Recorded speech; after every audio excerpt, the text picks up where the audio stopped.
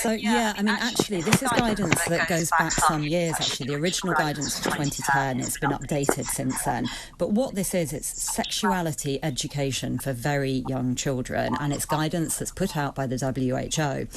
And what this guidance effectively says is that children as young as 2 or 3 should be taught about sexual identity, gender identity, sexuality, and they should be encouraged to explore this. And many people, myself included, are very uneasy about this because a number of reasons why, but, you know. These are the heathens. And I don't see you niggas trying to come up against what they trying to do. If you look at the actual... But you come against those who speak the truth. Wicked Israelites, demon-filled Israelites who fall the ways of these demons. The substance of the guidance, it appears to be introducing very adult concepts to children very, very early. Once again, as with everything with the WHO, it is also a very top-down approach to health and education. So, you know, I think stepping back, one might ask, well, what on earth is this organisation doing, telling states what their education sectors should and shouldn't be teaching children? And the actual content, it's really, really troubling and it's really sinister. So just to give you one example in the context, this is all primary age children. It assumes that primary age children should be taught about consensual sexual matters and non-consensual. And I think many of us would say, well, hang on, that assumes that kids can consent to sexual interactions. I mean, you know, what are we talking? This is young kids, primary kids. So it's misguided, it's sinister. I think it's terrifying. I mean, I think it's utterly terrifying, this stuff. I don't think children in primary schools should be taught any of this stuff, any of this gender ideology. Something is wrong with you niggas who have an issue for us to speak against shit like this. You all are backwards, like the scriptures say. Any of this sexuality, I mean, that's for people in their teenagers. It's a major safeguarding risk. And you've got the World Health Organization.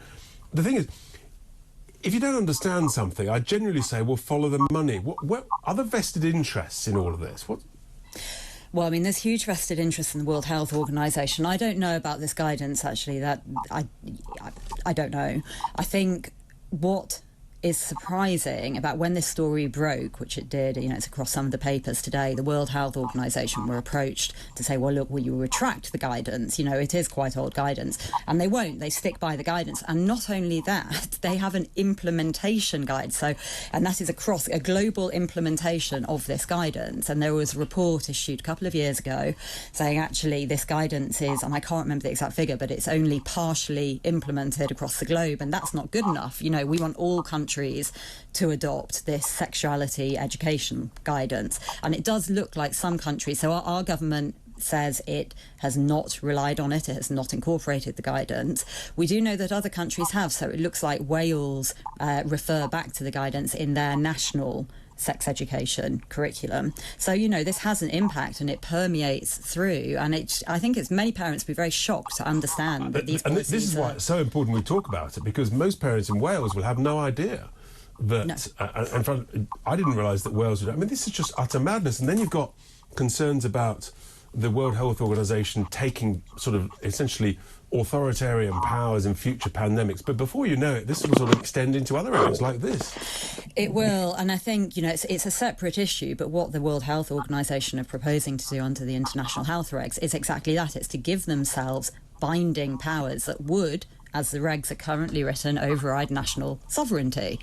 And you have to look at the organisation's overall fitness for purpose. And I think, you know, it does have huge vested interests. It is funded over 80% by private interests.